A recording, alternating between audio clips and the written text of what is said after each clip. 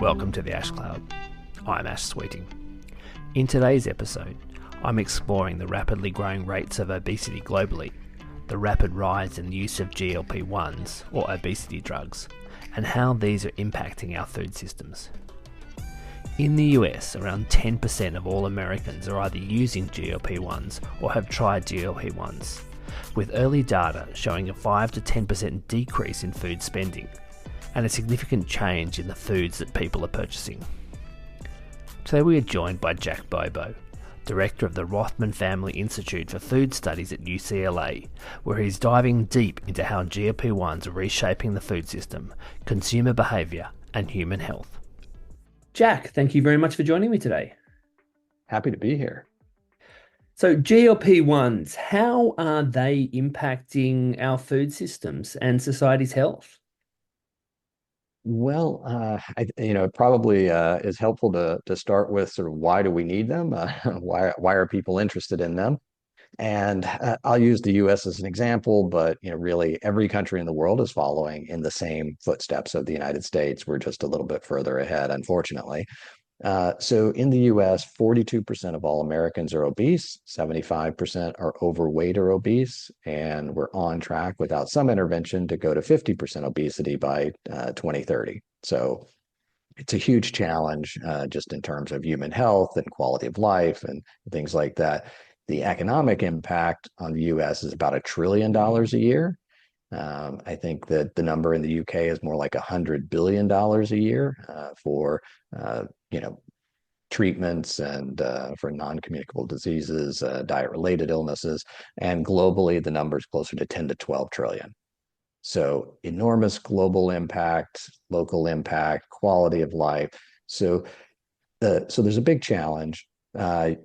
People in the US and other countries spend billions and billions of dollars or pounds on prevention every year that largely don't work. And so people are struggling to try to address this problem, but really, all diets work if you stick to them, and nobody sticks to all diets. And so, and if people can't stick to it, and then, it doesn't really help. And so that's the background for these products. And in terms of, how they've been effective, right now, I think the numbers are close to 10% of all Americans are on the medication or have been on the medication. So very widespread. Some of those are doing it because they're have diabetes. It's a treatment, but many of those are pre-diabetic and are really spending out of their own pocket. And, it's quite expensive in order to do this. And so there's they're doing it because I think many people are desperate to try to address these issues, and the side effects are quite extreme. And so people really wouldn't be doing this if they didn't feel like, or if they felt like they had any other easy options. And so it's pretty widespread in the US, and the main things that are keeping it from being even more widespread are cost and access. If the price comes down, more people will use them. And if there's availability, more people would be using them. And we can expect both cost and availability to increase, cost to come down dramatically in the next few years, and availability to expand dramatically, because there's a large pipeline of products in the pipeline. So increased competition, will assuredly bring those prices down.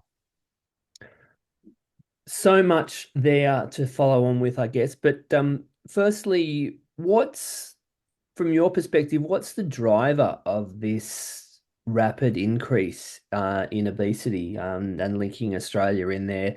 I think Australia recently overtook many other countries as having the second highest rate of obesity following the US. So what's the drivers? What's changed in our society over the last recent decades that's led to this greater levels of obesity and overweightness? Yeah, so I published a book a few years ago, Why Smart People Make Bad Food Choices. And, this was really the burning driving question for me to write that book.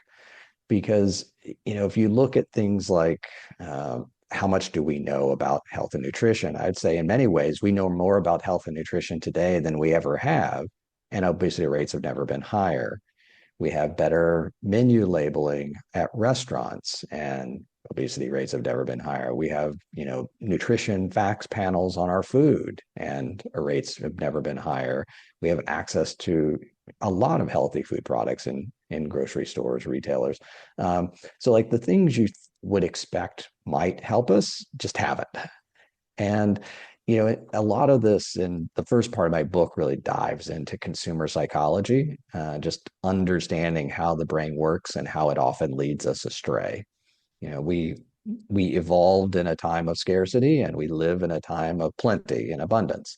And so it's not surprising to some extent that we take advantage of that abundance because we're sort of programmed to do that.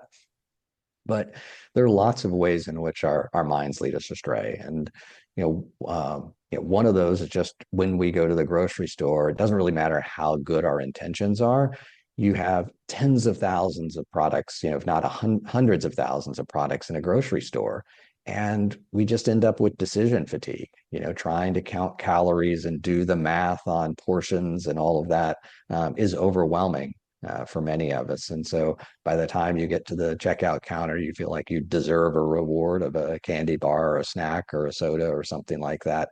And so it's a tough environment to be sort of constantly vigilant, because being constantly vigilant is an enormous mental drain. Our portion sizes have increased dramatically, over the last 40 or 50 years. And I tell people that most people, certainly in America, but most of the world, really don't even know what an adult serving of food looks like. And so I give this example. I mean, imagine, you went into a McDonald's in 1955. They gave you a little hamburger, which would be sort of like a kid's meal-sized hamburger. They gave you a small fry, and that small fry is, or they gave you a order of fries, and that order of fries is smaller than the small fry from 1972. So the small fry today is a large fry from 1972. And the soda would have been 6 ounces. So think about that. That hamburger, tiny fry, and 6 ounces of soda was considered an adult serving of food. How many of us being served that today would think, oh, that's perfect? And so, so it's difficult. We eat off of plates that, in 1960 were 7 to 9 inches, and now they're 10 to 12. And, you put 20, 30, 40% more food on your plate every single day, um, and you're going to gain weight. And then, the marketing side of it as well. In many, every good story needs a villain. And in some ways, this goes back to the 1960s, and there was a guy who was working as head of marketing for a chain of movie theaters, and his job was to convince you to eat more popcorn. And he's the guy who hit on the idea of the jumbo size popcorn. And of course, once he did that, soda sales took off, everything took off. And then he later went to work for Ray Kroc, who is the owner of McDonald's, and the rest, as they say, is history. And so we have all of these forces that are moving in that direction, and large sizes just seem like good value, and that's the psychology of that. And then we have the nutrition and dietary guidelines. And in the United States, back in 1980, when they came into effect, they told Americans they should eat less fat. And so companies did kind of what you would hope they'd do. They started offering low-fat versions of salad dressing and sodas and cookies and all sorts of things. And unfortunately, our brains thought, well, if one low-fat cookie is good for me, the entire box is going to be great. And so it sort of gave us permission to indulge, when in fact low sugar or low fat does not equal low sugar. But that's not the way our brains work. And so all of these things have conspired. How we eat today, we don't spend an hour and a half at the dinner table having dinner, and talking anymore. Many people spend 5 minutes at the kitchen sink eating their food, their lunch, and getting it down. And then we do so much more snacking. And so it's not one thing, it's literally dozens and dozens of things every single day that are fighting your best motivations.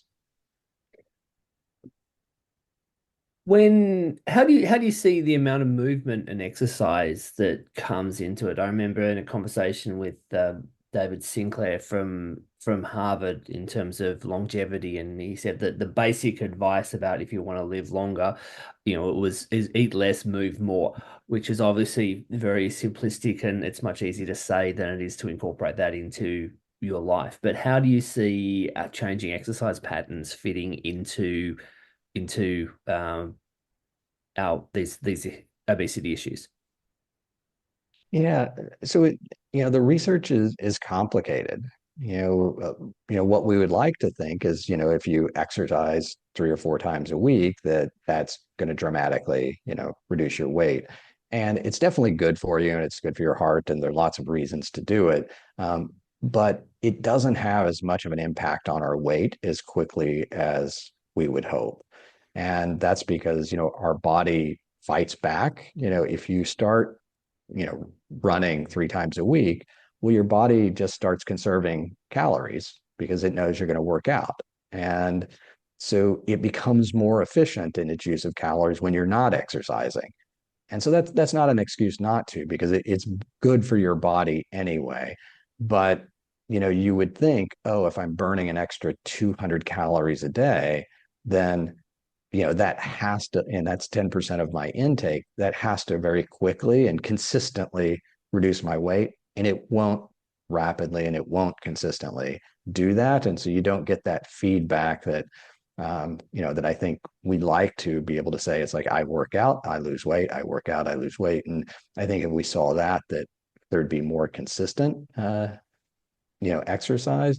But without that, I think some people, end up not sticking to it. And, that's been the problem with every diet. It's, if people work out enough and they eat less, everybody will eventually lose weight. But, if you feel like you don't have enough to eat, and that's part of the challenge too, is that, I think we sometimes think that people that are obese are just massively indulging. And the reality is that, somebody who is, well overweight could be eating the same number of calories as you. And they're just going to be hungry all the time. And they're not going to lose weight because their body is just more efficiently guarding those calories than yours is. And so, I think we often want to sort of ascribe these as a lack of willpower. And, the evidence just doesn't support that. People who are living with obesity are dealing with a very, very different um, relationship to food. And I don't just mean that from a psychological perspective, but just how their body is responding. And, they could do the same thing that you do and still be overweight, and they could be consuming fewer calories than you and still not lose that weight. And that's part of why it's been so necessary to find alternatives. I mean, the best thing to do would just be to change our food environment, but and that's what I proposed in my book. But that requires sort of all of us working together in order to solve a problem like that. And it turns out that changing society is harder than taking a pill.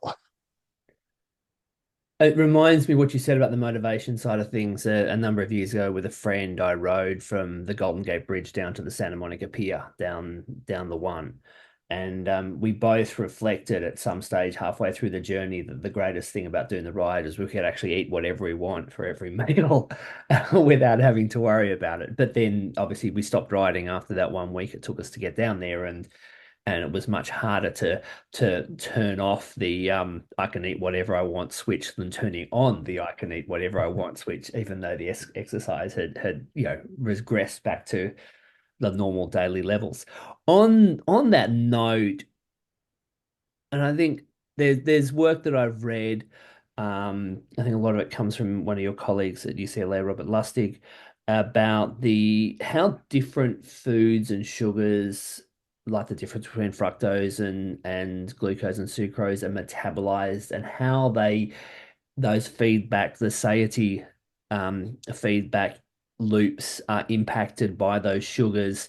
And I guess it's the design of food systems or foods, both for price and what you could call addiction, um, is part of what many of those thousands of things you see in the grocery stores. How do you see that side of things?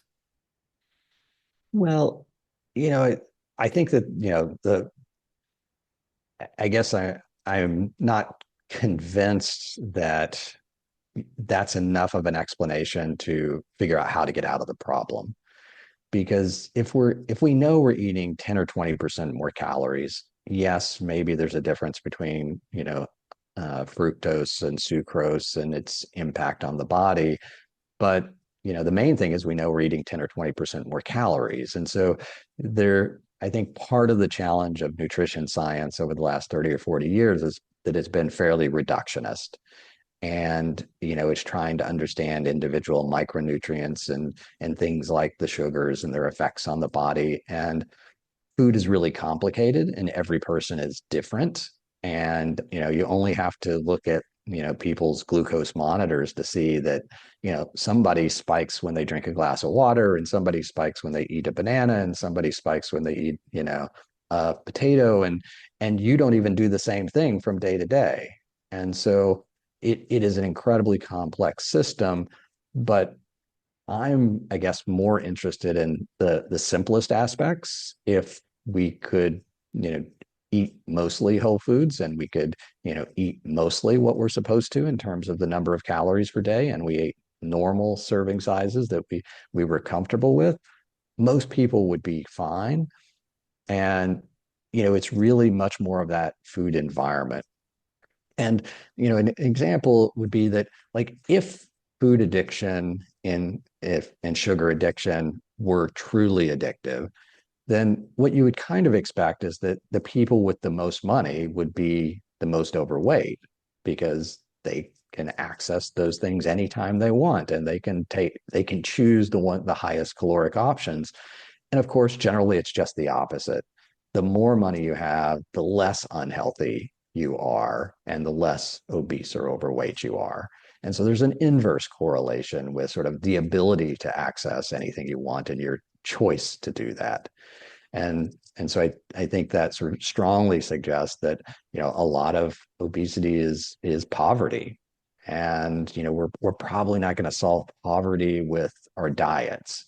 And so that's been part of why it's been so challenging. It's easy to tell somebody that it's actually cheaper to cook your own food, and beans are inexpensive and all those things. But people who are poor are also time poor. They could be working two or three jobs. They could come home and they just they don't have a stove, or they don't have a freezer, and they live 30 or 40-minute walk away from a grocery store, and if that close, maybe it's an hour bus ride each way. And so they're just living in a very different environment. And again, if you drop you or me in those places, we'd probably find a way to make it work. But we sort of have a lifetime. But if you left us in that environment for 20 or 30 years, would we maintain those good behaviors over time? And so that's part of yes, the more we know, the sort of the more useful advice we can give. But I think that reductionist approach can sometimes cause us to overlook some of the clear choices that we should be recommending. So back to the GLP-1s and what you said there at the beginning about them being expensive, that further, I guess, creates a greater chasm in that poverty side of things. Because if obesity is much more disease of poverty, they're also going to be the people who are less likely to turn on drugs to help Mhm. them get over deal with their challenges, their health challenges. Yeah, I think that's absolutely right. That we can certainly expect that people that are on these medications for lifestyle reasons, have plenty of disposable income, and people that are pre-diabetic, or would just like to keep from slipping into those categories, but are low income, are just not going to be able to afford it. Uh, but I do think some of that will change if they become more accessible and more affordable. And government policy could also, dramatically change that because, governments could determine, what companies can charge for these medications because they can decide that there's a national interest in ensuring that they're affordable and available. So, on that national interest side of things, there was a recent piece in the New Yorker by Dexter Filkins looking at the capability and the readiness of the US military, and especially recruitment was a big part of that. And the US military has gone as far as there's a huge challenge that a huge percentage of the US population who is of military age just won't pass the fitness test. And metabolic disease or obesity is a huge part of that. And they've actually instigated a pre sign up process where you can be overweight and you go into the process for a number of months, and then if you graduate from that process you're then eligible to join the military. So there's very real national security issues with this challenge as well, and I dare say that the likes of Australia and Britain and other Western countries have similar challenges. So I guess where do you see the steps in terms of, we have been beating our heads against this brick wall for many years. Where do you see the steps going forward? Well, I think that the medications are almost certainly going to become much more widespread in the US and many countries around the world. Hopefully, we take this as an opportunity to begin to reshape some of that food environment because I think policies that might have been unacceptable when people weren't taking these medications will all of a sudden seem much more acceptable once people have started, because they will, if 20 or 30 or 40% of Americans have tried these medications and they know what a good diet looks like, and they know the diet that they want, but they just find it hard to maintain when they stop taking the medication. I think they'll be much more likely to say, you know what, the government should ensure that we have access to fruits and vegetables because they're just expensive, and they should ensure that our kids don't have access to ultra processed foods in their schools, and there are countries that have done a better job of this than some others. Finland is a country that's sort of high on that list for food education for kids in elementary school all the way up through high school. They don't just learn about it, but they learn how to prepare foods. They are introduced to a diversity of foods, and that shapes their food choices throughout their entire lives. What I think we're also going to see from these medications is that they don't just impact the person who's on the medication. What they do is they impact the entire household because if one person's eating a certain way, it strongly influences what other people in the house are doing.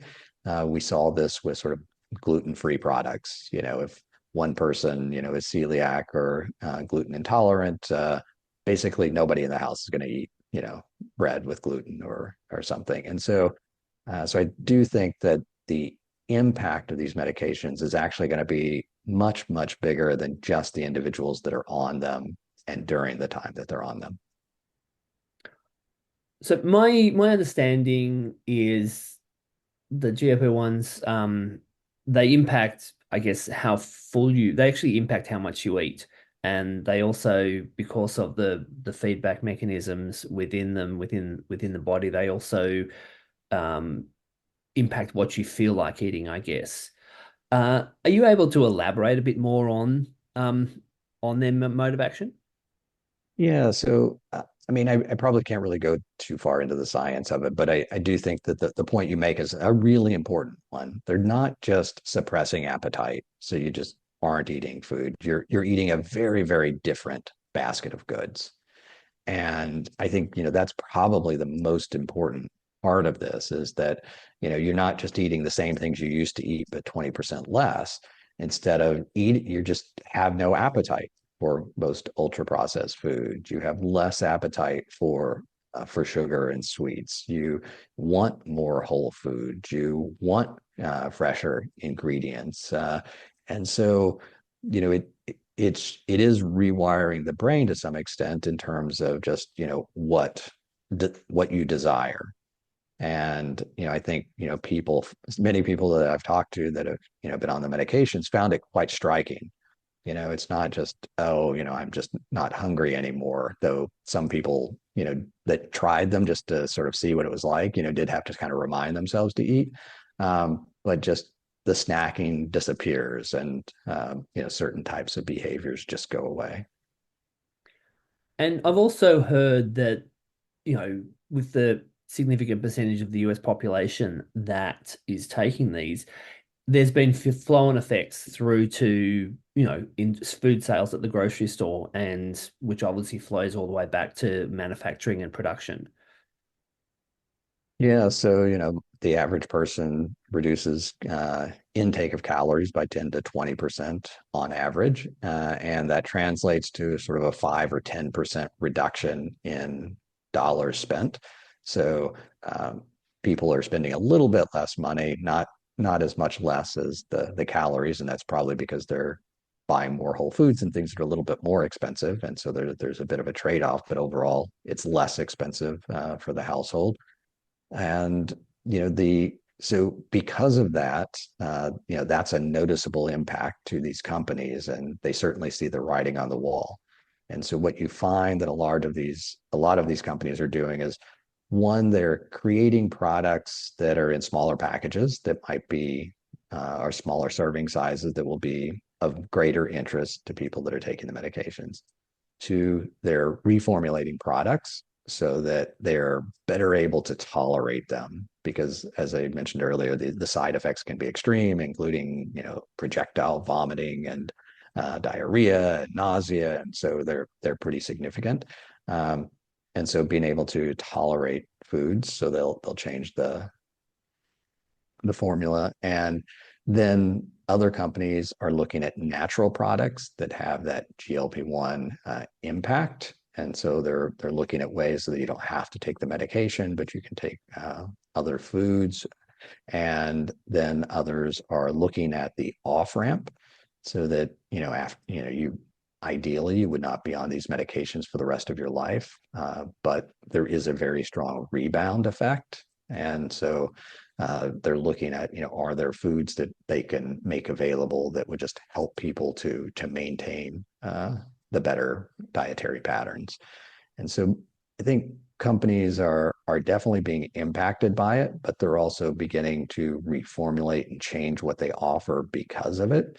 And that's part of what I see as this opportunity to redesign our food system, because the companies are already beginning to redesign. And that could have an impact on people that are not taking the medications. So this is just one aspect of that redesigning of the food system. In terms of the other sides that we haven't yet spoken about, do you want to outline, or could you please outline, where you see, I guess, what you see as the ultimate goal, and the path in terms of getting there at a high level?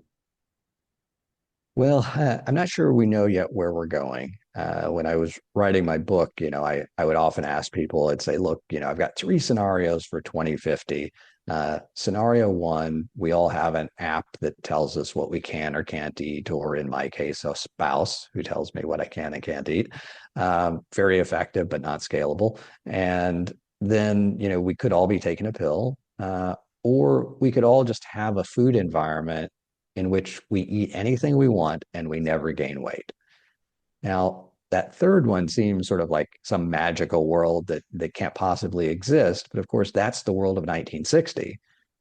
People didn't know anything about health and nutrition, and they were cooking with lard, and somehow they just still didn't gain weight. And that's because the food environment didn't deliver obesity. And so, for me, ideally, we would get to a point where we've redesigned our food environment, and hopefully, and perhaps we will have taken advantage of this pause that these medications give to rethink our food system and to drive us to sort of our better intentions. But, I think it would be great if we just found that people taking the medications didn't want supersized sodas. And over time, companies just stopped offering them because it just wasn't, the sort of thing that people were interested in. And then it just became the norm again to drink a 6 to 9 ounce soda. And people saw that as good value because when you, and restaurants that, give you too much food not being good value. Because if you get 2 meals for the price of one, that's good value. If you eat 2 meals for the price of one, that's terrible value. And so, if we can begin to sort of rethink what value means to us, and then companies respond to that, and we sort of have the ability to sort of stick to it because of the medications in the short term, then I think that there is a good place that this could take us. I'm not advocating for the medications. I'm advocating for the change in our food system. But it's proven to be a terribly difficult thing to do so far without something like this. One thing that comes to mind when you mentioned the food system in the 1960s and what you mentioned before about people being time poor and eating a sandwich or whatever they're eating, a snack over the kitchen sink. Um, we lead much busier lives than people led 60 or 70 years ago.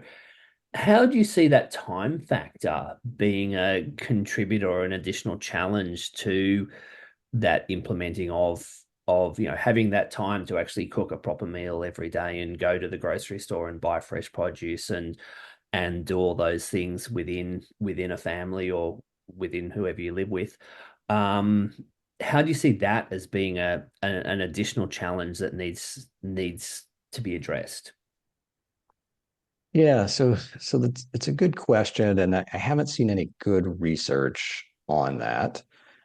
But we do know that people you know often spend their time and their money on things that they probably shouldn't, and that if you go back to, you know, 40 or 50 years ago, we spent a much bigger portion of our budget on food.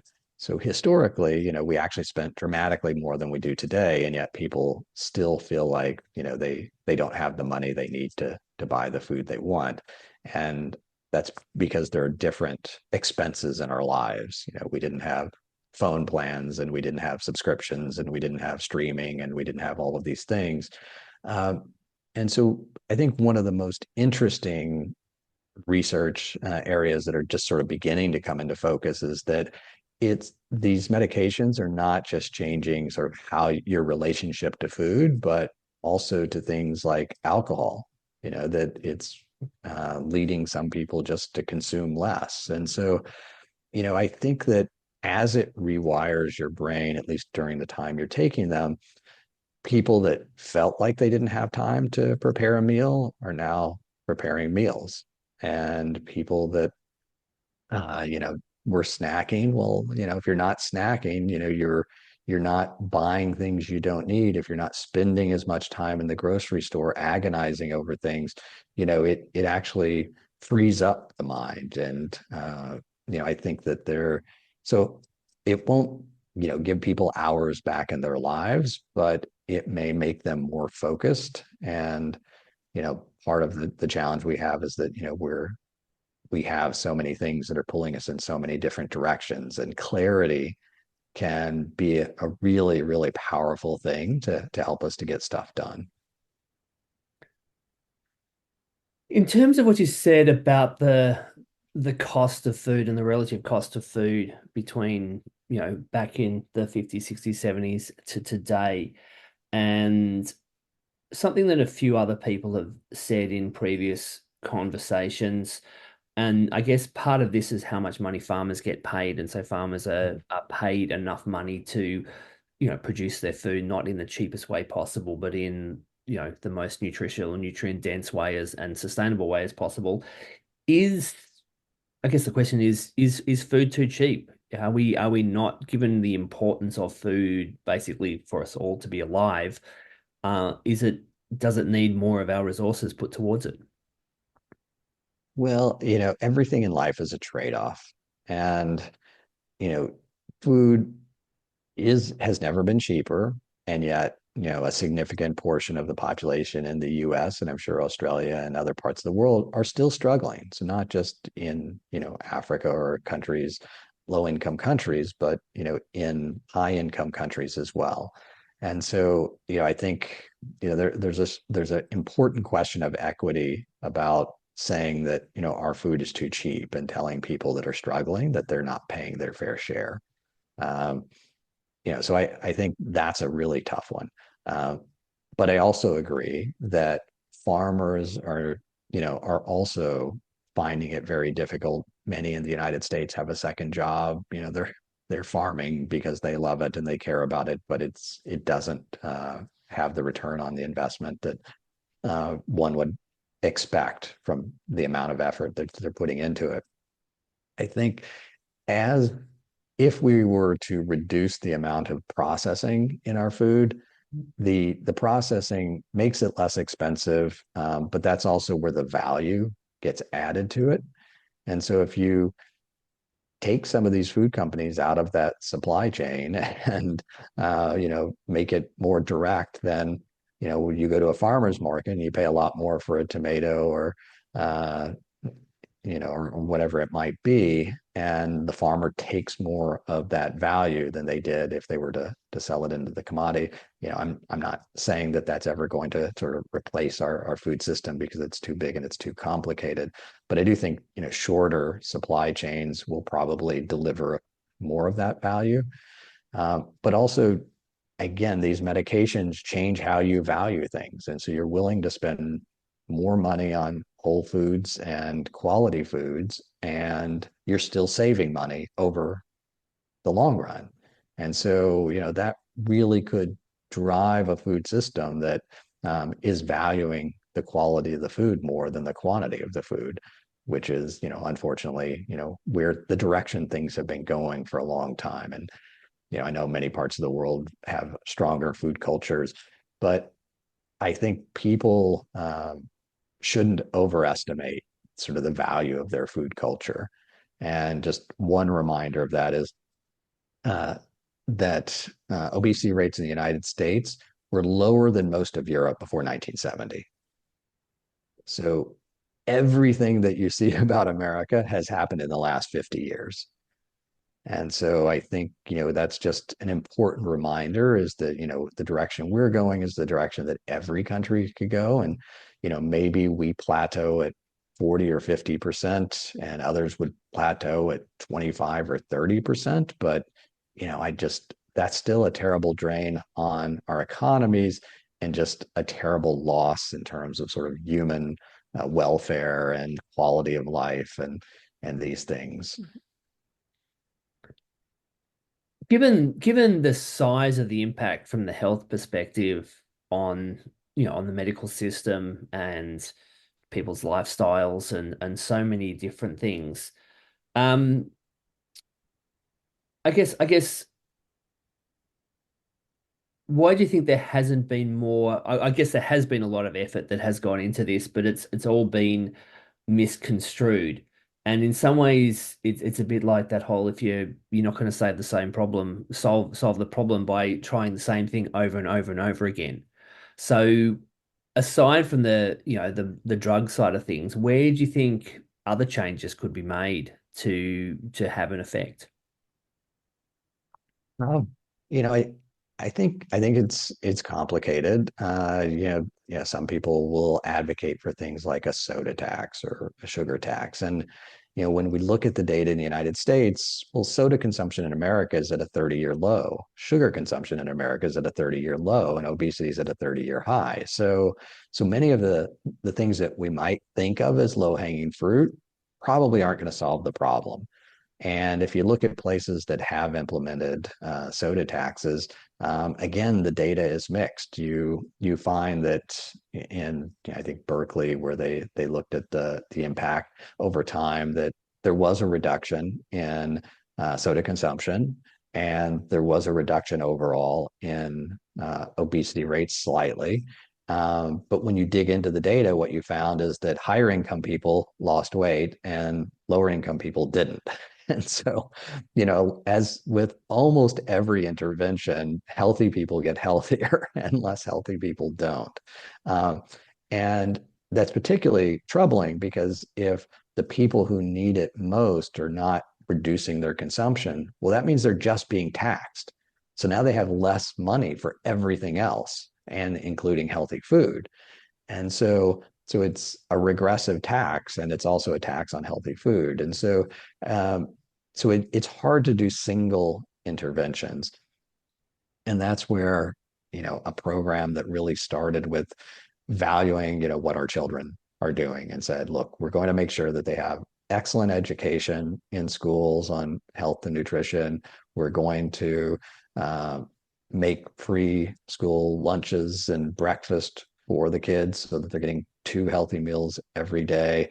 And that, that would then translate through society. I know that's expensive. Not every country can do that, but again, when governments decide something is a priority, the resources are always there. And, there's, I think, a huge potential for this to have a long-term positive impact on like, fitness and readiness and all of the things that you said before, but quality of life and productivity and, other things, and then just lower healthcare cost for a life. And so I think, if we did the math, that we would find that, investing early could have a tremendous payoff. This is something that just came to mind while you were what you were just saying. But one thing that seems to be a great constant is this inverse correlation between wealth and levels of obesity and diet quality. And have you ever seen any studies where they've looked to correlate I guess, the wealth or income disparity with um, with levels of obesity and health and fitness, or fitness and metabolic disease? Well, I mean, I guess I haven't looked specifically at that, but I mean, it's often broken out, because there's just a recognition that uh, different socioeconomic groups have very different health outcomes. And they have those for a variety of reasons, access to healthier food, access to time for exercise, access to better health care. So there's so many confounding aspects of it that, it's not just one thing, but it's, they live in a different world. But just to dig into that a little bit more, if you look at countries, parts of like Northern Europe, Scandinavia, or even, even places like France or Switzerland, perhaps where there's less wealth disparity amongst those Mm. societies, and there seems to be, lower rates of obesity in some of those places. I guess it's a curiosity whether, you know, that economic side of things is such a huge driver, and whether that's something, maybe is I guess what I'm saying is the one of the huge potential opportunities to address this national health crisis, to address income inequality first rather than looking at ourselves first, or our metabolism first. Yeah, well, I certainly, I think that that does have a lot to do with, our food environments and poverty and all of that, though, societies and cultures are difficult to change. I'm not And, saying that that's an easy thing to do yeah, in any way, right, shape, or form. That's right. very there's so many cultural and legal and so many things in that space. So I'm not saying that's an easy solution for a second. Yeah, I guess, yeah, so I think, you're certainly right that countries with a lower income or a equality gap tend to have, or wealth gap tend to have, less of a disparity. So I do think it's true. I think, it's what aspects of that can we translate to other countries? And so that's part of why when I look at Scandinavian countries, we're probably not going to, have 70% tax rates in the United States anytime soon. But we could invest more in childhood nutrition. And, the current administration is more open to that than most conservative administrations have been historically. And in fact, Michelle Obama was not treated very well for her efforts to encourage kids to eat better and move more. And yet, that certainly seems to be part of the message of the current administration, is that we need to have healthier food in schools. And so, we should take advantage of that moment to try to move that forward, and not make it a large political issue, but leverage the things that we can agree on while we're still agreeing on them. While we're talking about governments, I think it's worth throwing in the subsidies side of things, because when you look at the most heavily subsidized commodities globally, it's the corns, the soys, the wheats, the sugars, all those starchy, high calorie foods, and they're also largely the ingredients in most of the ultra processed foods, and they're the ones that are the cheapest as commodities, and hence they're the ones that are the most easy to value add into, cookies and cereals and a whole range of other things.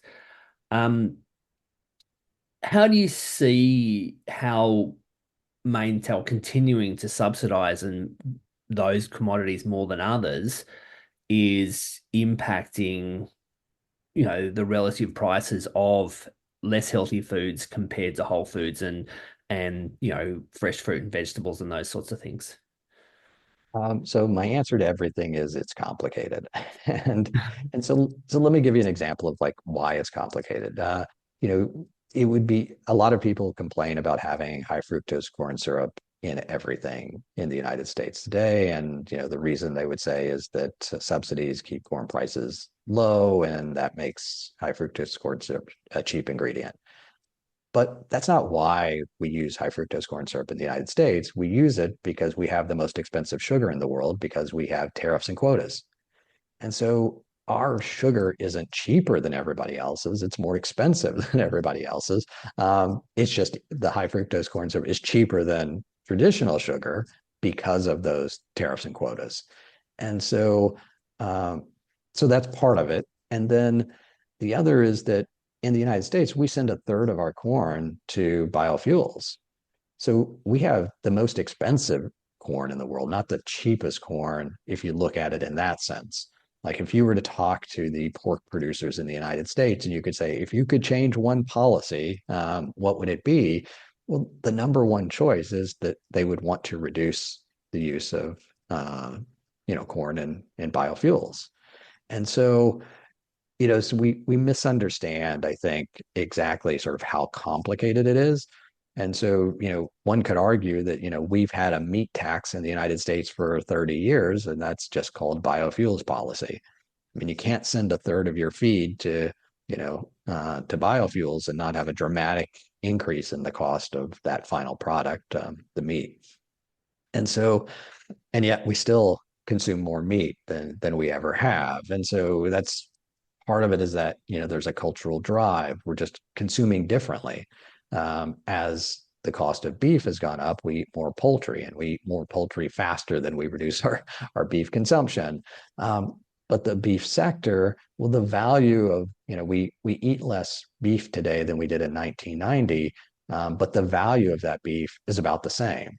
And so, it's always complicated in terms of like, what we do and what we should do. It's easy to look at deforestation and say, that's driven by livestock production and soy production. And so the meat sector is bad and the livestock sector is bad. And intensive farming, by and large is what, those forests are replaced with. But if you didn't replace it with intensive farming, but you maintain the same demand, you would have even more deforestation to have, uh, you know, more expansive agriculture filling that space. And, and so we end up with things like, uh, the farm to fork strategy that calls for reductions of inputs of fertilizer, insecticides, and more organic in Europe.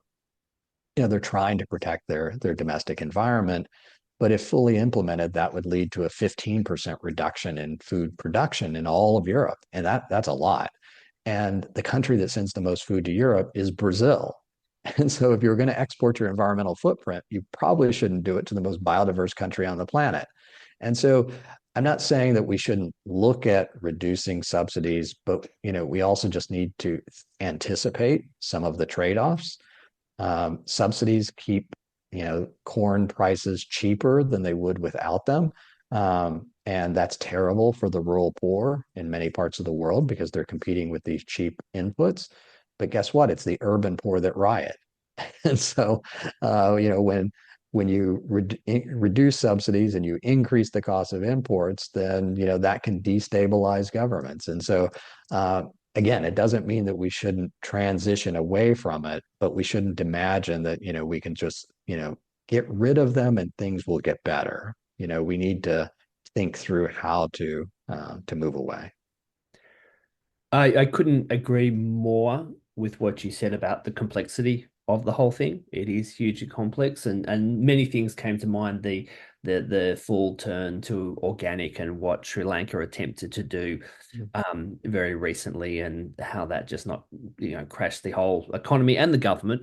So there was a feedback loop into the people who made the decision alone, no longer in charge. But that was anything but a success, even though it was well intentioned. Um, I think the protein side of things, and especially the beef side of things, is something that is big. It's taking up more column inches and more time in terms of the media airtime, or continually more. Where do you see that situation going forward? Because you have this fact that meat is, or especially beef consumption, is increasing, expected to go up by 40 odd percent in the coming decades, especially as demand grows in the developing world. And there's the challenges around the environmental footprint of those products, but then there's also the challenges around the environmental footprint of all the other products as well. So how do you see that situation evolving and the priorities there? Yeah, so I've talked to a lot of beef and dairy farmers over the last couple of years, probably five or 10,000. And it's interesting because I agree that we are going from 8 to 9.5 billion people by 2050. Demand for food could increase between 25% and 75%, and protein is likely to rise faster than other parts. And so what I think is interesting is that, but livestock also has a disproportionate impact on the environment, just because of emissions. And so one of the things that I do is I like to think of things in terms of sort of foresight and looking ahead, because it takes us out of this moment that can be kind of contentious about what should we do next. And so the argument I make is that, I'm going to give you three scenarios for the future of protein. And then I always ask them, which one they like best. And scenario one, I call livestock wins. We meet all of our future protein needs by expanding animal ag. Scenario two, alternative proteins win, or beans and lentils. We just meet our future needs through alternative proteins. And then scenario three, livestock goes bust. We produce 20% less animal protein in 2050 than we do today. And then I ask them, like, which future do you guys want? And they all raise their hand and say, scenario one, we want livestock to win. And I say, but in that scenario, we cut down 10 or 20% of our forest, huge environmental consequences. People are unhappy with you because of it. But the most important thing is, if demand increases and supply increases, your income is flat. You cannot make more money in scenario one unless you're vastly expanding your herds. And I suspect that you're not going to dramatically increase herd sizes in Australia, certainly not the United States, not in the UK, Ireland, and these other places. In scenario two, if demand increases but supply of real meat is flat, you have to make more money. You have to be making 2 or 3 times more money. We don't need the deforestation, so people like you. And then in scenario three, if we reduce production in the least productive countries on the planet, I bet that's not Australia. It's certainly not the US. It's not Ireland, places like that. Well, now you're making 4 or 5 times more money. You're an ultra premium product that people love. And so I think part of it is just helping people to understand that the future that's best for livestock producers is not the one where we keep expanding animal agriculture. It's the one where we stop. expanding animal agriculture. But that means that we still need to be able to provide healthy and nutritious food to the people who need more. Well, that may mean people in Australia and the US consume less meat, but a more diverse diet. And guess what? That would be better for most of us. And so, and it would be dramatically better for people in other parts of the world who desperately need a little bit more animal protein in their diet to improve cognitive development, reduce stunting, all of these things that would happen as a result of it. And so part of it is a mindset shift. And I think that would help us to get out of this competitive mindset and recognize that the future that's best for all of us is actually more or less the same future. That is fascinating, and I love the way you think about the mindset shift and actually, okay, what does this look like going forward, and how does that affect your income and the quality of life for the different groups? Because, as you laid out, it was not what your gut feel would initially lead you to believe. Yeah, I think that's because most of us have we approach these questions with a strategic planning mindset. And, I describe that as strategic planning is you ask the question, what do I think will happen and what should I do about it? And I think that's how most organizations work. That's how most companies work. And it's a reasonable thing to do. The problem is that you're preparing for the worst. Like, what do I think is going to happen and what do I need to do? And you're preparing for a place you don't really want to go. On the other hand, foresight is about asking the question, well, where do I want to go? Like, what's the best future for Australian agriculture? And what do I need to do tomorrow to get there? Well, I guarantee you it's a different thing you need to do tomorrow than preparing for the worst future. And so, changing that mindset and then approaching things differently, I think gives us a very different perspective on what's possible. The impacts of food systems can be significant. If you think back to 1917 and a bunch of bread riots in St. Petersburg that led to the fall of the Tsar, that led to the Soviet Union, that led to the Cold War, um, you know, there's a big impact of food instability or food price rises, and more recently, the whole of the Arab Spring and how that cascaded into the conflict in Syria and the empowerment of Russia through their involvement there, the European refugee crisis in 2015. So the consequences can be very, very real. Do you think we're taking these issues seriously enough? Well, probably not. I mean, there were a few years where people, did recognize that, food was important, that it could lead to changes in government. I think COVID was another reminder of the importance of food and supply chains and got people thinking about it again. Uh, I think sometimes people came away from the crises with the wrong understanding of what needs to be done. For some, they looked at COVID and they said, well, the lessons are that we need shorter supply chains and more inventory. And that those very well may have been the lessons of COVID, but they're not necessarily the only lessons we should be learning. Uh, the problem with the problem with long supply chains is that when there's a disruption in some far off place, it impacts you. The problem with short supply chains is what if the problem is in your backyard and you no longer have access to global supply chains? And so there's a trade-off in risk, like which of those risks is better or worse for you. Having diverse suppliers, diversifies your risk. Supplying everything yourself, puts it all in one basket. You own it, but it can be catastrophic if it happens. Um, so we shouldn't just prepare for the last catastrophe. We need to plan for various ones. And the problem with inventory is that when there's a crisis like COVID, you've got a couple of weeks of stock. But guess what? Most weeks there isn't a COVID, and so inventory is just slack in your supply chain, which is cost every single day, except when there's a crisis.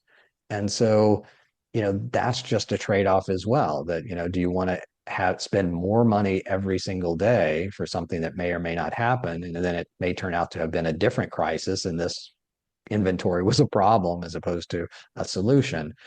And so I think we need to be not just focus on one crisis to the next, but that's part of why it's important to have a food strategy that thinks through some of these things. I worked for several months with a country in the Middle East to develop their food security strategy, and what we did is we mapped all of their imports, looked at the major imports, we looked at where are they getting those products, how easy would it be to diversify out of that particular country or region, in order to then give them recommendations on how to diversify their food supply and de-risk it. And then where could they be placing bets in terms of domestic production? And I think our number one recommendation was you should diversify out of Ukraine and Russia. And I don't know if they took that advice the 3 or 4 months before the invasion, but it would have been a good one. That yes, very much a good piece of advice at that stage. I spent 4 years working for the Abu Dhabi government's agricultural advisory service, and part of what we were looking at doing was increasing domestic production of certain foods. Obviously, given the environment there was no way you were going to feed a 10 million population of the UAE on what they could grow locally, given that the climate, the fact they have a fossil aquifer, and all those sorts of things. And in the time that I was there, the food security conversation moved from that buying farmland, be it in Sudan or Egypt or Australia or the US or wherever they purchased it, to fostering, I guess, research and innovation, because their food needs were pretty much dependent on a global surplus and having food that's readily be tradable at an affordable price, which that surplus is where that puts that into the market. So that was interesting to see the evolution of their thinking over that time.